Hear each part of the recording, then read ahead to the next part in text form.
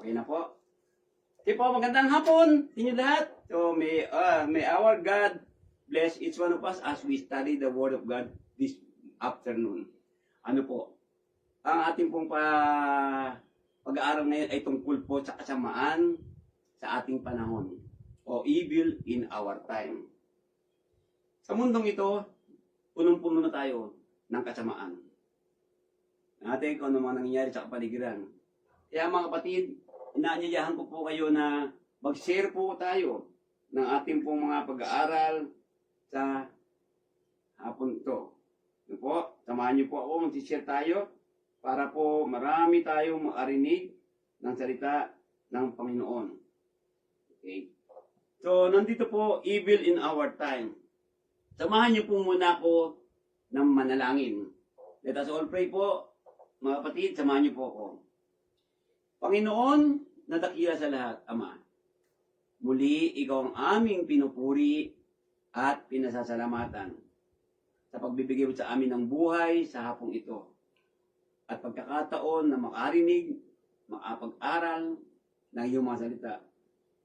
Patnubayan mo po kami, Panginoon, sa amin po pag-aaral sa hapong ito. Bigyan mo kami ng talino na nagmumula lamang sa iyo at pangunawa, Panginoon Diyos. Upang Panginoon, sa pag-aaral namin to, kami po ay lumago sa pananampalataya. Maraming pong salamat. Muli, Ama, ito po ang aming dalangin.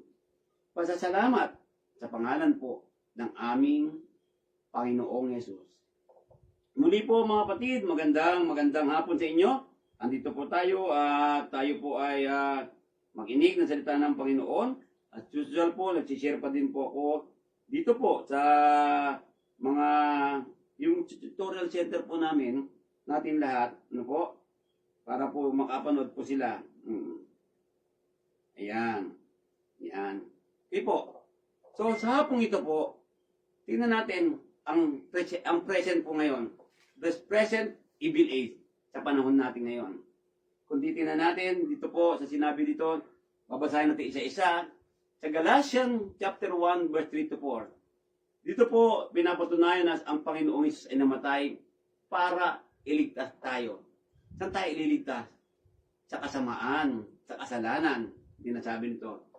Sa Matthew chapter 6, verse 13, no po, meron pong binanggit ang Panginoong Isus. Sabi niya dito, basahin natin po.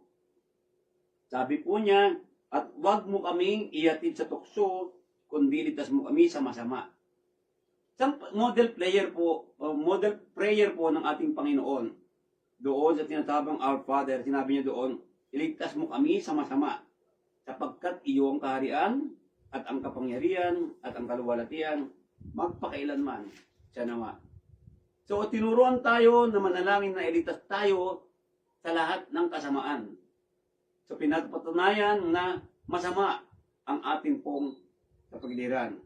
Sa Roma, chapter 12, verse 9 naman po, meron pong sinabi si Pablo, sabi niya po dito sa verse 9, ang pag-ibig ay maging walang pagpapaimbabaw. Kaputan ninyo ang masama. Mag-isanib kayo sa mabuti. Yung mga binabasa nating Bible verse po ngayon, pinapatunayan po na may kasamaan na umiiral sa mundong ito. Masabi ng Panginoon Diyos, ilayo tayo sa kasamaan. At dito sabi naman ni Pablo, kaputan ninyo ang masama. Anong ibig sabihin ng kaputan? Dapat po ito, huwag tayo makiayon sa kasamaan. Dahil lang dito nga po ang kasamaan. Sa Matthew chapter 19, verse 17 naman po, ang sabi ng ating Panginoong Yesus, sabi niya dito, at sinabi niya sa kanya, bakit mo tinatanong sa akin ang tungkol sa mabuti? May isa na siyang mabuti. Dapat kung ibig mong pumasok sa buhay, ingatan mo ang mga utos. So dito, pinapatunayan sa atin na ang Panginoon ay sinasabi niya dito na ang Diyos ang mabuti. At dito rin po, sa Hebrews chapter 5, verse 14, tayo po ay hinikayat na alamin natin ang mabuti at masama. I-define po natin ang kasamaan. Defining evil. Kung makita po ninyo, yung ating pong sinasabi na see no evil, hear no evil, speak no evil. Nung panahon ng araw. Yan ang tinasabi doon. So, kung titignan natin, ano po ba, ayon sa Biblia, ang ibig sabihin ng masama o evil. Sa 1 Thessalonians chapter 5:22, tayo ay inutusan ng Panginoon. Inuutusan tayo na layuan ninyo ang bawat anyo ng masama. Pinapatunayan po na sa mundong ito, sa ating panahon, maraming anyo ng kasamaan. So alam po ba natin kung ano yung mga anyo na yan? Kaya sabi niya, layuan ninyo ang bawat anyo ng masama. Paano mo lalayuan ang anyo ng masama kung hindi mo alam kung ano yung masama? Ano po? Kauntitin na natin mga kapatid. Dito po sa salitang ito, poneros, sa salitang Griego, masakit at kasamaan. Hurtful or kasamaan. Ang sinasabi. So kung titignan natin sa kakos, worthless, depraved, sapros, rotten, corrupt. So, sa salitang sapros, sa salitang Griego, nabubulok, corrupt, sira, ano po, ang binabanggit dito, ang kasamaan. Yan po ang masasama, ang evil, kung tawagin. So, gaano katotoo ang evil? In Matthew chapter 5, verse 45, ang sabi, upang kayo'y maging mga anak ng inyong ama na nasa langit. Sapagkat pinasisikat niya ang kanyang araw sa masasama at sa mabubuti. At nagpapaulan sa mga ganap at sa mga hindi ganap. Dito po, pinatutunayan sa ating ngayon ng salita ng Panginoon na totoo. Na totoong may kasamaan, totoong masama. Sabi niya doon, sabi niya dito, no? Pareho daw pinasisikat ang araw sa masama at mabuti. So, nandyan po ang kasamaan. Kaya sinasabi sa atin, no? Layuan mo ang lahat ng uri ng kasamaan. Pero the question today, do we really abstain from all kinds of evil appearances? What are those evil appearances? Ano ba yung mga kasamaan? Marapakarami po niyan. Mga kapatid, mga kaibigan, alam na po natin yan. Isa dyan ang pagsisinungaling o pagmamataas. Yun niyo po, kasama na dyan sa kasamaan. Sabi niya, comes from the heart. Ang kasamaan din pala kung minsan ay nanggagaling sa puso. Bakit po? Sa Mark chapter 7, verse 23, ang lahat ng masamang bagay nito ay sa loob nagsisipang galing at nagkakahawa sa tao. Tingnan niyo po, totoo ang kasamaan, pero ang kasamaan pala ay mismo rin nanggagaling. Saan? Sa loob. Come from our heart also. Doon din pala nagsisimula ang kasamaan.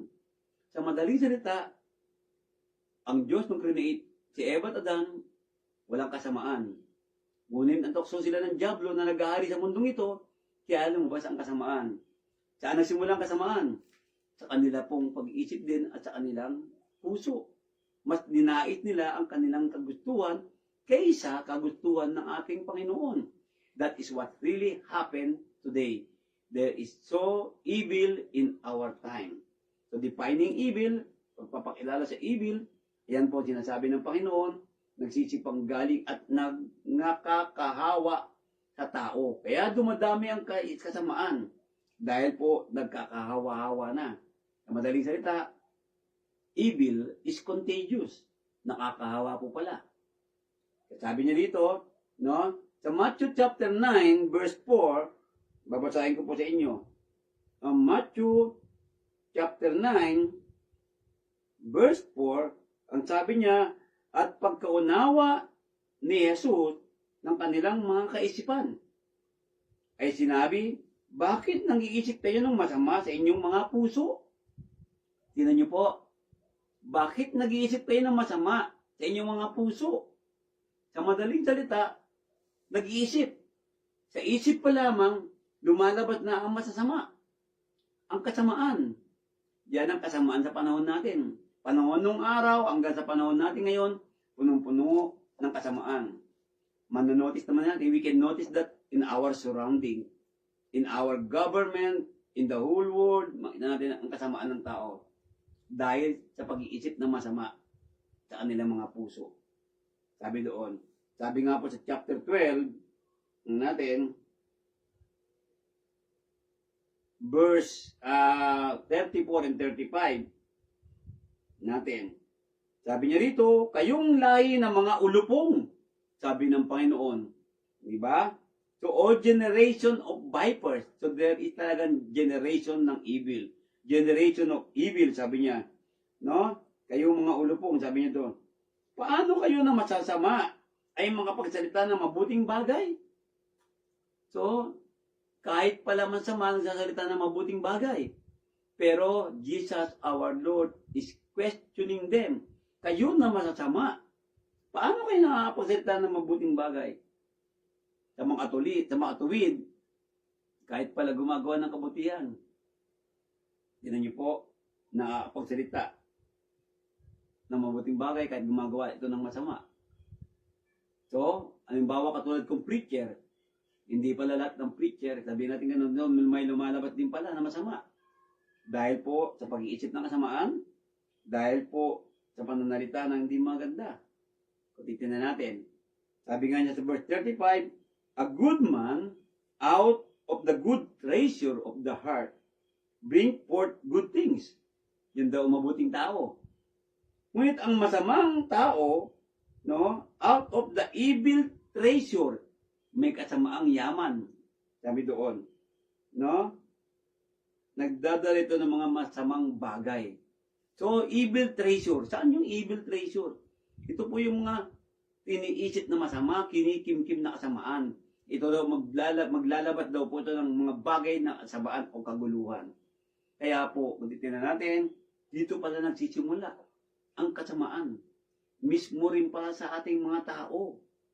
Ang sinasabi ng Panginoon Diyos. Tingnan niyo po. Against God's will. Kaya nangyayari po yan, ang tao is ayaw po sa kalooban ng Diyos. Mas ninanais nila ang kalooban ng kanilang mga sarili. Tingnan niyo po. Sa John chapter 5, verse 29, sabi po niya dito. Tingnan natin po, mga kapatid. Dito, makikita natin ang sinasabi ng Panginoon.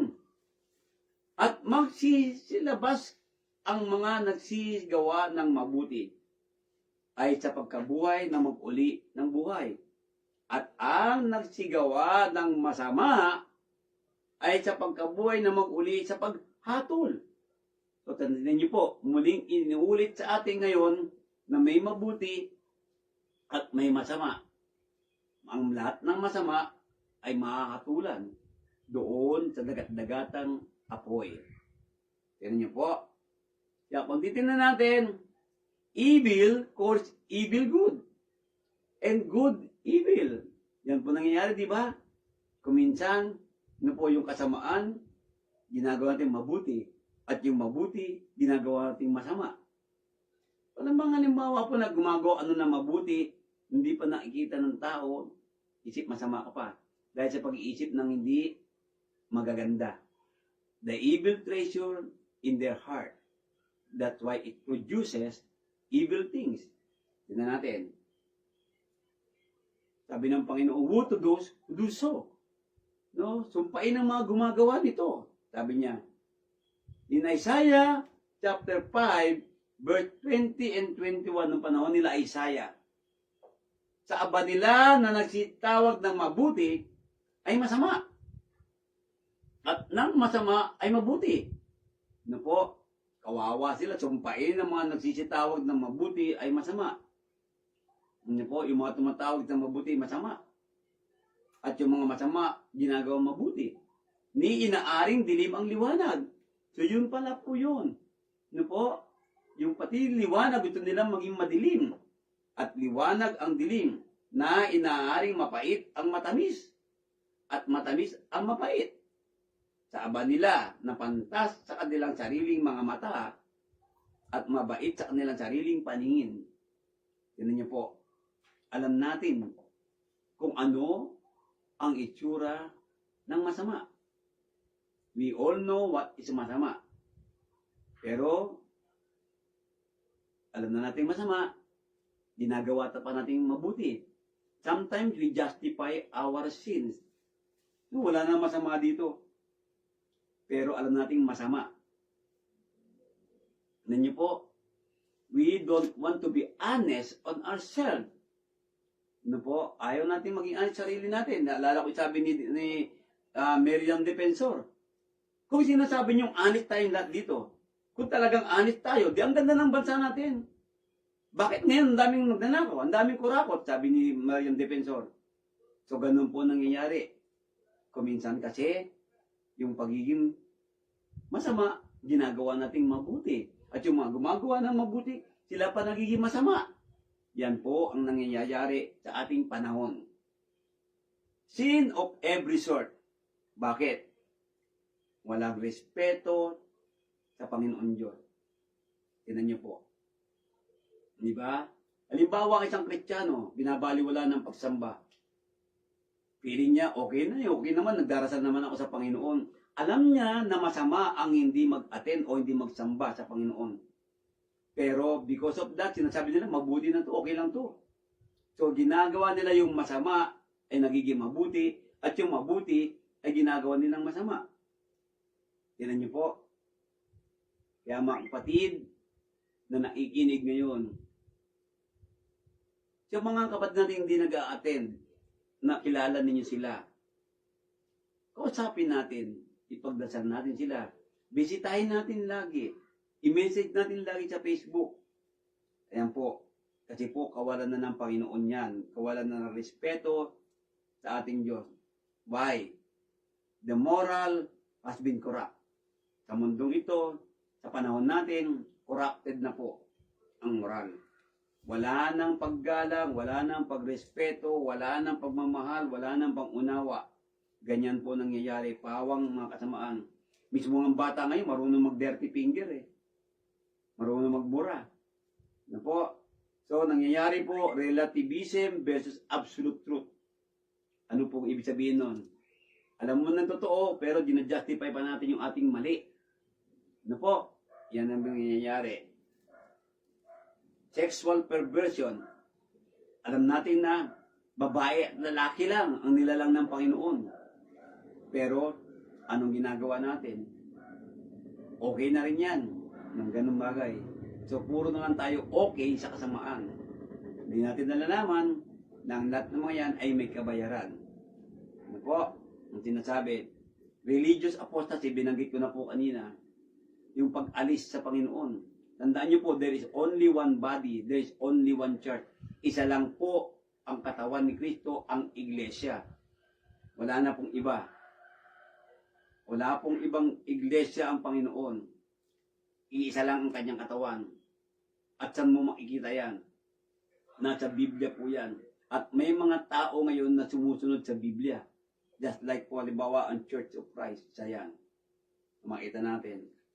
So, kung titignan natin, mga kaibigan, mga kapatid, ang paglago ng kasamaan. Ito, dahil nangyayari ito, lumalago kasama dahil kasi ito yung nagdadala sa atin na tinatawag natin yung masama ay mabuti. Ayaw nating tanggapin na masama ito. Lagi natin ginajustify yan. Halimbawa po, ang pag-create ng kaguluhan sa kongregasyon. Alam nating masama yan eh. Halimbawa po, ang pakikiapid. Masama po yan, alam natin, pero ginagawa natin, okay na lang yan. Tingnan niyo po. Sasabihin nila, wala nang masama dun ah. Walang masama, pero masama yan sa Diyos. Lahat ng hindi ayon sa kalooban ng Diyos at kagustuhan ng Diyos ay masama. Kaya sobrang sama ng ating panahon ngayon. Tingnan niyo po. Kaya po, lumalagoy, o para bang umuunlad ng kasamaan. Dahil po dito. Tingnan niyo po. Sabi niya ngayon dito, first, sabi niyo to, natin, first, we overlook evil. Ayan. Alam natin masama, pero binabaliwala natin. Then, we permit evil. Pinapabayaan na natin ang kasamaan. Niyo po? Then, we legalize evil. Okay na. Di ba? Bend the law. Sabi nga. Gano'n niyo po? Di ba? So, yan ang nangyayari eh. Alam natin na mali ang ginagawa. May mga tao pa rin kumakampi pa din doon sa mali. Dahil po, ang ganyan nangyayari, kaya the evil is progressing and in our time, sumasama ang ating panahon. At pati na ikaw ay nangakahawa na. Binanggit kanina ba? Nangakahawa ang kasamaan. Yan po ang nangyayari. Bakit? Yung isip natin, ayaw natin buksan. We need to open our mind. Sometimes Christians, they are arguing, ito yung tama, ito yung mali. Ito ako yung tama, ikaw yung mali. Pero ano bang tama? Ang tama po ang salita ng Panginoon. Ang tama po ang ating Panginoong Yesus. That's why then, yun po, progression ha, hindi po pakunlad. First, binaliwan natin kasalanan. Pangalawa, hinayaan mo na yung mangyari. Pangatlo, okay na yan. Pang-apat, pinopromote mo pa. Okay lang yan, talaga, sama kayo dito. Then, nagtatsaya na kayo sa kasamaan. Then, ipinipersecute nyo na yung mga, sabi niya, then we persecute those who still call it evil. Pinipersecute natin yung magsasabi na masama sila. Kunyari ako, halimbawa, sinasabi ko, masama yung ginagawa nyo. So, instead na makinig, pinipersecute pa natin. Ano po? Di ba? So, yan ang nangyayari. Gagawa ka ng butas o isip para lamang ma-justify mo. Hindi, tama naman, ikaw nga, masama ginagawa mo. Ganon ang pangyayari sa panahon natin. Hindi po? Kuminsan, kahit na mga magtuturo ng Biblia, ang gagaling magturo, pero sila pala mismo ay mga gumagawa ng mali at pinopromote pa ang masama. Kinakampihan pa ang gumagawa ng kamalian ng ayon sa Biblia. Tingnan niyo po. Tapos sasabihin nga to, saan makikita sa Bible yan? Saan makikita ganito din yan? So, gagamitin pa ng Bible. Pero deep inside, sa mga nag-aaral ng Bible, sa mga preacher, ministro, alam natin kung ano ang masama ayon sa pinag-aralan natin sa katotohanan. Totoo po yan, aminin po natin, no po? Di ba? Kaya sabi niya ngayon dito, overlook evil. Paano ba magbaliwala ng kasalanan ng kasamaan? Let us overlook evil. Give us an example. Magbigay tayo ng example po, mga kapatid, paano na overlook ang kasamaan. Halimbawa po, isa kang magulang at ang anak mo ay isang adik. Mahal na mahal mo siya. Di ba? So, instead na siya, no, na maluk mo, matingin mo yung masamang ginagawa niya, you just overlook it because you love your son or daughter na gumagawa ng masama. So, ganun din po tayo, di ba? Yan niyo po. Yan. Isang example lang po yan. So, begin to tolerate evil. When you overlook evil, you are now going to begin to tolerate evil. Okay na po yan. Dahil nga, sabi ko nga kanina, example ko, di ba? Okay na yan. Hindi mo na siya, papayaan na mapabarangay o ma-report sa ikinauukulan. Dahil nga, ino-overlook mo na sa kasamaan niya. Tinan niyo po. The same way, a relationship also. Isa kang babae o isa kang lalaki.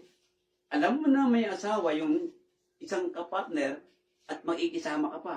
You just overlook yung kasamaan. At dito magsisimula, ito tolerate mo na. Tinan niyo po. Ganyan at ganyan ang nangyayari.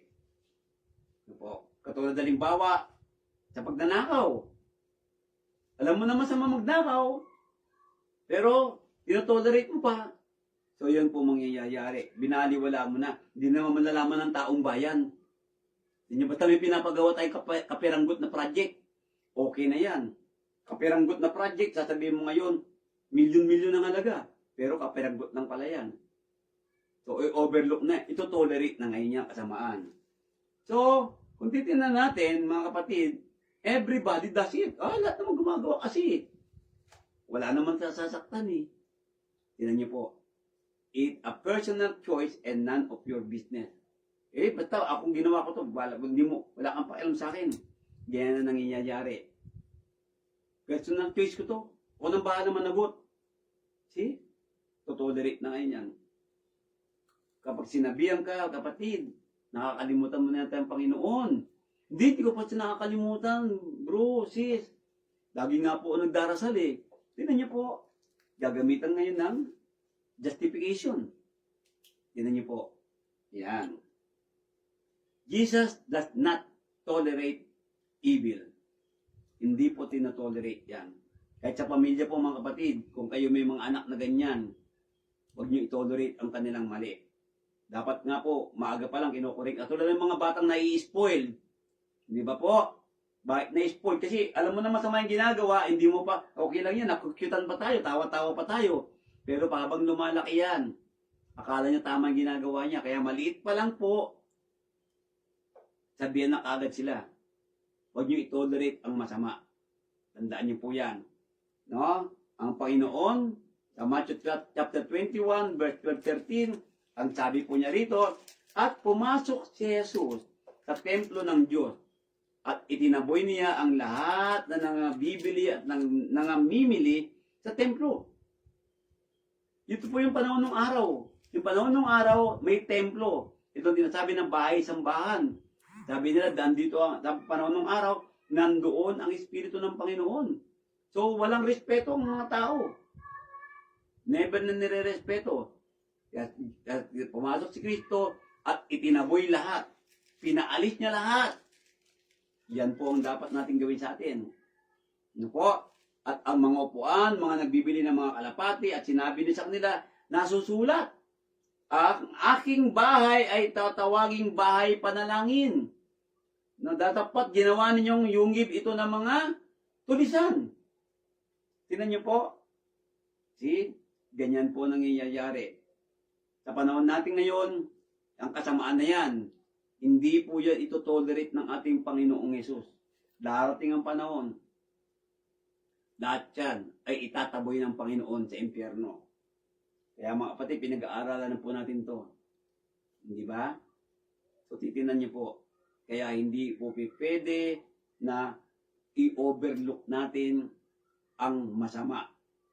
Mismong Jesus Christ, our Lord, does not tolerate evil. Kaya kung titignan natin, we must not. Also, in Ephesians chapter 6, verse 10-13, Paul remind us, sa katapos-tapusay, magpakalakas kayo sa Panginoon.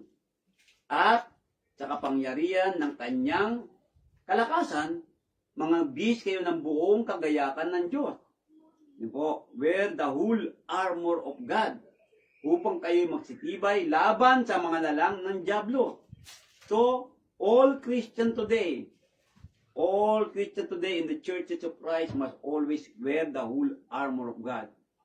But the problem, many today knows this Bible, knows this verse. Even the preacher and the minister and the the church leaders and all the members of the Church of Christ, they all know this Bible verse. But still, they did not wear the whole armor of God. Yan po ang nakakalungkot. Kaya mga kapatid, kailangan po every day, every hour of our life, we should always wear the whole armor of God because the evil in our time, sobra na po yan. At sabi niya nga dito, no? Upang kayo magsitibay laban sa mga lalang ng dyablo, sa mga lalang ng dyablo. Sapagkat ang ating paikibaka ay hindi laban sa laman at dugo, kundi laban sa pumunuan, laban sa mga pangyarihan, laban sa mga namamahala ng kadiliman ito sa sanglibutan. So evil in our time, in this world. No? Dahil dito magsikuha kayo ng buong kagayakan ng Diyos. We need to have all the Word of God in our life. And let us always follow only the will of God. Tandaan niyo po yan. Sabi niya rito ngayon, progression that leads to calling evil good and good evil.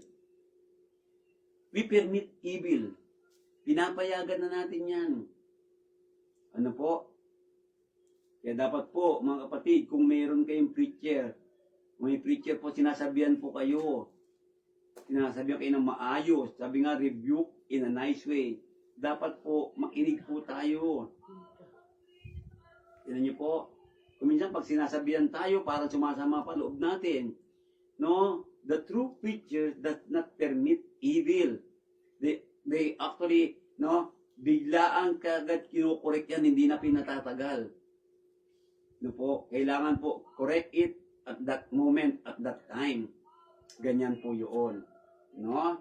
Bakit po? Kasi kaya dumalaki ang kasalanan dahil we permit it. Pinapayagan natin ito. Di ba? Halimbawa, church division. Bakit lumalaki? Dahil pinababayaan natin yan. Di po? Parents, school, government, churches. Di po? Kuminsan kasi wala tayong kapangyarihan para pigilin ito. Kaya napapabayaan na, nape-permit na o okay na ang masama. Just like what happened in our country today, the Philippines. Di ba? Ganun niyo po. Ulitin na natin, si Pilato, ganun din nangyari.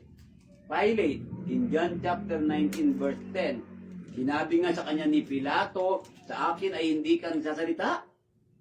Hindi mo ba nalalaman na ako may kapangyarihan sa iyong pagpawala at may kapangyarihan sa iyo'y magpako sa krus? Tingnan niyo po. Hindi mo ba alam may kapangyarihan ako? I have the authority. Di ba? Na ipako sa krus at mapalaya ka. So, tingnan niyo po. See? Pilate permit evil to come na mangyari ang kasamaan ng tao sa ating Panginoon. Yan. Kaya sabi niya rito, in Matthew chapter 27, the same ganun po. So, we must not, ulitin natin, we must not permit evil. Dahil po, dito po sa 1 Corinthians 5:13, sabi, datapwat sa nga sa labas ay Diyos ang humahatol. Alisin nga ninyo sa inyo ang masamang tao. Sino yung masamang tao? Lahat naman tayo nagkakasala. Lahat tayo magiging masama. Ito po yung tao na patuloy na gumagawa ng kasamaan at ayaw makinig sa Word of God. Ilayo mo sa buhay mo yan. Ano po? Lumayo ka niya dyan. Halimbawa po, may kaibigan ka chismosa. Lumayo ka sa chismosa. Dahil po, unti-unti, lalo kang magiging chismosa niyan. You permit it na, napay-permit mo na, alam mo na, you will na, matotolerate mo na ang chismosang kaibigan mo. Kaya layuan mo na yan. Di ba? Tinan niyo po. See? Kaya malinaw, alala ko utos ng Panginoon, layuan ninyo ang mga gumagawa ng pagkabahabahagi. Huwag kayong makihalubilo sa Kanya. Yan ang malinaw na utos ng Panginoon sa iglesia. Pero the problem, we permit, we allow it, we tolerate it. Ganyan po nangyayari. So, alisin nga ninyo sa inyo ang masamang tao. Bakit? Kasi nakakahawa po yan, sabi ng Panginoon. Nagbabinggit kanina, nakakahawa po ang masamang tao. Kaya dapat doon tayo lagi sa mabuti. Tandaan niyo po At anong mabuti? Ang Panginoong Yesus. Ang kanyang mga salita, ang mabuti.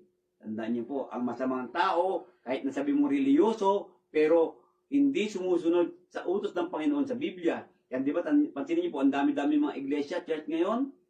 See? Tinuturing ng Panginoon na masamang tao ang isang grupo o isang kongregasyon na hindi sumusunod sa kanyang kalooban. Tandaan niyo po yan. If you have a question about this, just message me. I will explain it to you. Okay? So, kung titignan natin, legalized na. Legalized ng evil. Ano nangyayari sa panahon natin ngayon? Rainbow Bride. Nililegalize na. Same sex. Legalized na. Ano po? So, yan po nangyayari. Satan's tactic ng panahon ng Genesis. Flesh eyes, and pride. No pride. Lust of the flesh, the pride, lust of the eyes, and the pride of life. Sabi yan, sabi yan. Ano ba sinabi dito sa Genesis nito? Basahin natin na sa Biblia. Sa Genesis, chapter 3, verse 4 to 6. Ang sabi niya rito, at sinabi ng sa babae, tunay na hindi kayo mamamatay.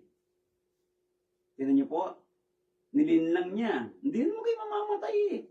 Sabi doon, kaya sapagkat alatas ng Diyos na sa araw na kayo kumain na yon, ay madidilat ang inyong mata. Dinaya nila. Dinaya siya ng Diablo. Madidilat lang ang mata mo. And then later on, they legalize na. They justify na. Yan po nangyayari. Yun po, the pride of, the lust of the flesh, nakita ni Eva, ang ganda. Sa kanyang paningin, maganda. And then, pride. Alam niya masama, pero kinuha pa din niya yung bunga. Ganyan ang tao. Yan niyo po. Nanasa mo sa laman, okay naman sa paningin, and then, yung pride mo na. See? The end justifies the means. Anong ibig sabihin ni Pablo? Sa Roma, chapter 3, verse 8. At bakit hindi gaya, sabi niya, gaya ng pagkabalibak sa atin, at gaya ng pinatotohanan ng ilan ating sinasabi? Magsigawa tayo ng masama upang dumating ang mabuti. Ang kaparusahan sa mga gayon ay matuwid. May parusa po yan. Yung sinasabi doon. Kaya sabi niya, bakit hindi? No? Sabi ko ng English, kung dito na natin, sa Romans 3:8, ito po sinabi niya, and not rather as we be slanderously reported and as some affirm that we say, let us do evil. Gawa tayo ng masama upang lumabas ang kabutihan. Tignan niyo po, see? Nililegalize nila. Okay lang gumawa. Hindi ka gawa tayo masama, pero parang magkaroon, mabuti naman yan. Tignan niyo po, halimbawa, magnakaw tayo, mabuti naman yan kasi makakatulong tayo sa ibang tao. Ganyan. Ala Robin Hood. Yung masama pa din po yan. So, titignan natin. Kaya sabi niya ngayon dito, the theft, abortion, gambling, pornography, etc., they are now legalizing it. Nalilegalize na po. No? We must not. Wag dapat. Sabi sa Ephesians chapter 4, verse 27, nibigyan daan man ang Diablo. Nibigyan daan man ang Diablo. Wag mong hayaan na bigyan ng puwang daan ang demonyo sa buhay natin. Tingnan niyo po, that the moment na pinayaan mo yan, lalago at lalago ang kasamaan. Parang ano po yan eh, yung mga hindi na nag-a-attend, ayaw umattend, hindi nila alam, palayo na sila ng palayo sa Panginoon. Dahil nasa isip nila, mabait naman ang Diyos, hindi naman, okay naman itong ginagawa ko. Diba? Kaya lagi kong sinasabi sa mga kapatiran sa Marikina, mga kapatid ninyo, anak ninyo, kaibigan ninyo, sabihan ninyo na wag nila maging mamihasa na hindi nagsasamba sa Panginoon. Kaya nga pinag-utos yan na magsama-sama tayo. Pero maraming nagbabaliwala niyan. Yan po nakakalungkot. Kahit po may sakit ka, kung kaya mo naman pumunta, halimbawa po yung pilayang kanang kamay mo, nakakalakad ka naman, you can go there to worship God. Pero kung talaga malubha ang sakit mo, hindi na. Meron naman pong online tinatawag. So yung online, you prepare the fruit of the vine, you prepare the bread, you prepare your giving, and you are watching totally hanggang matapos ang pagsamba. Hindi yung nanood naman ako, pero hindi naman pala nanood. At hindi naintindihan yung preaching sa online. Yan po ang ibig sabihin. No? Huwag natin bigyan ng daan ng Diablo. Promote evil. Pinopromote pa nga ng tao ngayon eh. Yun yung sinabi rito. At si Jeho na anak ni Hanani na tagakita ay lumabas at sinulubog siya. At sinabi sa Haring Josaphat, tutulungan mo ba ang masama at mamahalin niya ang mga napupuot sa Panginoon? Dahil sa bagay nito ay kaputan ang sa iyo na mula sa harap ng Panginoon. Tingnan niyo po yan. Diba? Pinopromote natin ng masama kung minsan. Tingnan niyo po. Ano po ibig sabihin ng promote? Mas kinakampihan pa natin ang gumawa ng masama kaysa sa mga tao na gumagawa ng pagsisikap ng gumawa ng mabuti. Yan po. See? Matthew 23, verse 14 to 15, anong sinabi? Ano po mga kapatid? Sa aban ninyo, mga eskriba, mga pariseyo, mga pag-imbabaw, mapagmataas. Ayan. Sapagkat sinasakmal ninyo ang mga bahay ng mga babaeng bao at inyong dinadahilan ang mahabang panalangin. Po. Kaya't magsipagtanggap kayo ng lalong mabigat na parusa. Yung mga gumagawa niyan po, mabigat ang parusa niyan. Yung mga pagmataas. Ano po? See? Tandaan niyo po. Hindi na nga ang malugang graduate tayo ng Bible School. Yung gatong mga bagay. Wala po dyan ang kaligtasan. Ang kaligtasan ng Panginoon ay nasa pagsunod sa kanyang kalooban lamang. Niyo po, at pagsisikap na maging matibay, maging matatag, na sumusunod sa kanyang kautusan. Even in this world, even the world is full of evil, we need to separate ourselves. Diba? That's why God commanded us, inutos ng Panginoon, abstain on all kinds of evil appearances. Layuan ninyo ang lahat ng uri ng kasamaan. Malinaw po yan. Ano ba kasamaan? Nasa iyo yan. You know what is evil against the word of God. Tandaan niyo po, whatever na mga bagay na wala sa Biblia at ginajustify ang kanilang sariling opinion is evil. Consider evil po yan. Sabi niya, sa aba ninyo, mga eskriba, mga pariseyo, mga mapang-ibabaw, sapagkat inyong nililibot ang dagat at ang lupa sa paghanap ng isa sa inyong magkakampi. Naghahanap pa nga ng kakampi yan eh. Di ba ganyan naman nangyayari? Di ba? Halimbawa po, example tayo, example. Isang kongregasyon, di ba pag nagkababahagi, kampi-kampi, naghahanap ka ng kakampi, mas gusto mo may kakampi ka pa. Yan po totoo. Sa taong ginajustify ang masama, naghahanap pa yan ng kakampi. Aminin po natin at yan po ang katotohanan. Naghahanap ka ng kakampi para isipin ng tao na kayo pa rin ay mabuti. Kaya dapat po, bawat isa sa atin, we must learn, we must be truthful in ourselves and to the Word of God. We must discern what is good and what is evil. Dapat alam natin yan. Ano po, wag pa, hindi po magkampi-kampi. Sabi nga dito, no, sa inyo, naghahanap pa kayo ng makakampi. At kung siya magkagayon na, ang inyong ginagawa siyang makaibayo, pang anak ng impyerno kaysa inyong sarili. Yan niyo po, masama po talaga yan, mag-promote ng kasamaan. Catholic priest, ang sabi, bless same-sex union. Yan na po ang nangyayari. Diba? Yan po ang kasamaan sa mundo. May babae sa babae, kinakasal, lalaki sa lalaki, kinakasal. Ano po? Hindi po ganoon. Mali po, malaki po kasalanan yan. Dina-justify na lang ng tao. Pinopromote pa ng tao. They are not promoting it. Why? Just to please themselves, not to please God. Tandaan nyo po, whatever na ano man, bali-balitay mo yan, you cannot please God with same-sex union. Hindi po talaga yan mangyayari. Sa mga kumaampi pa dyan, malaki pong kasamaan yan. Malaking kasamaan yan na ayaw ng Diyos yan. We must abstain from, not promote it. Sinabi kanina, binasa natin sa 1 Thessalonians 5:22 na. Binasa natin sa Ephesians 5:11. Tingnan niyo po sinabi. Ephesians chapter 5:11, ulitin natin.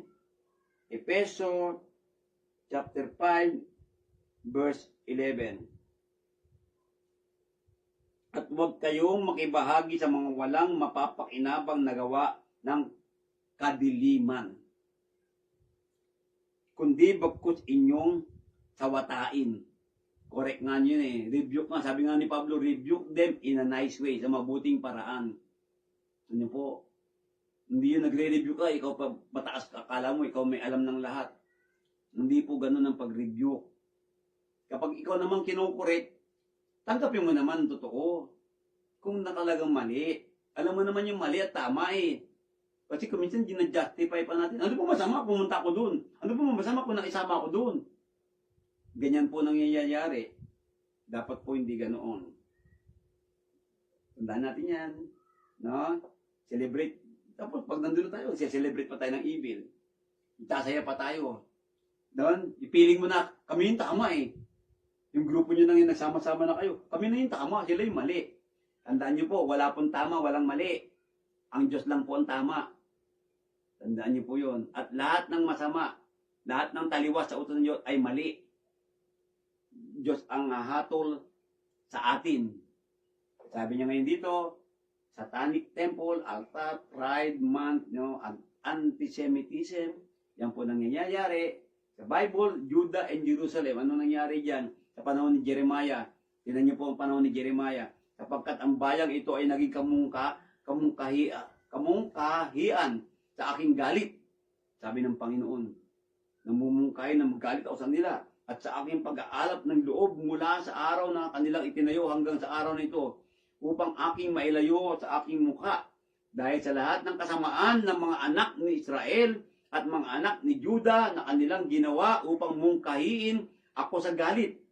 Parang bang na-encourage nila akong magalit sa kanila, sa kanilang mga hari, sa kanilang mga prinsipe, sa kanilang mga saserdote, at ng kanilang mga propeta, at mga tao ng Juda, at ng mga nananahan sa Jerusalem. So brothers and sisters, do not encourage the wrath of anger of God sa paggawa natin ng masama. Kasi the moment we committed a sin, the moment we committed evil, we are encouraging na magalit lalo ang Panginoon sa iyo. Tandaan mo yan. Kundi kanilang inilagay ang kanilang mga kasuklam-suklam sa bahay na tinawag ang aking pangalan upang lapastanganin. At kanilang itinayo ang mga mataas na dako ni Baal na mga nasa libis ng anak ni Hinnom upang paraanin sa apoy ang kanilang mga anak na lalaki at babae kay Molok na hindi ko iniutos. Sabi ng Panginoon na hindi ko iniutos. Ano po? Kapag hindi iniutos ng Diyos, yan ay kasamaan. Tandaan niyo po yan mga kapatid. Kapag hindi iniutos ng Diyos. Paano malalaman ang utos? Kaya nga po may Bible tayo eh. Di ba? Yan. So, we must celebrate righteousness. Dapat po yung katuwiran o kabutihan ng ating ipagsaya. Hindi po, huwag tayong magsaya sa kasamaan. Tandaan niyo po yan. Yan ang sinabi dito, ngunit kayo hindi mga tututo. Ganito kay Kristo. Kung tunay na siya inyong pinakinggan, kung talaga pinapakinggan natin si Kristo, at kayo tinuruan sa Kanya, gaya ng katotohanan na kay Jesus, at inyong iwan tungkol sa paraan ng inyong pamumuhay na nakaraan, iwan na rin nakaraan, ang dating pagkatao na sumama ayon sa mga kahalayan ng pagdaraya. Diba? Yung buhay natin nung araw, sumama na ng sumama yan dahil sa pagdaraya. Ito, dapat po huwag na tayong babalik sa kasamaan. Ano po? At kayo'y magbago tayo sa espiritu ng inyong pag-iisip at kayo'y magbit ng bagong pagkatao. Tandaan niyo po, sobrang sama ng panahon natin ngayon. Evil in our time. So we can overcome those evil if we continue na to obey or to listen and obey the word of God. Yun lang po. We must always walk on the truth. Now, firm, we need to stick on the truth. Ang ating Panginoong Hesus ang katotohanan. Tandaan niyo po yan. Yun po. Kaya sa ating po pag-aaral, sana po nandiyan pa rin kayo, persecute those who still call it evil. Ayan. Pinipersecute pa natin ang tao ngayon, yung mga gumagawa ng mabuti. Ayan po. Judgmental, hateful, intolerant, bigot, self-righteous, cancel culture tries to silence you. Follow the apostles' example. Ang mga apostol, naging matibay sila, naging matatag sila. Kahit paano, as for me, sabi pa ni Joshua, as for me and my household, we will serve the Lord. Ang sabi ni Pedro, we rather serve God rather than men. Dapat ganun po tayo. We rather serve God. Ano po, always put God first in our life. Ano po, because in this time, there are so much evil. And this evil will not stop. Hindi po titigil ang kasamaan na tayo ay hahatakin, na tayo ay hihilahin upang patuloy tayong gumawa ng masama. Malegalize natin to, mapromote natin to. Ganyan ang gusto ng Diablo. Bakit? Para tayo mahiwalay sa Panginoon. At kapag tayo ay sumama dyan, laki ng parusa natin. Kaya mga kapatid, nag-aaral tayo ng Bible para tayo matuto, magising, tanggapin ng totoo, ng buong puso ang salita ng Panginoon. Hindi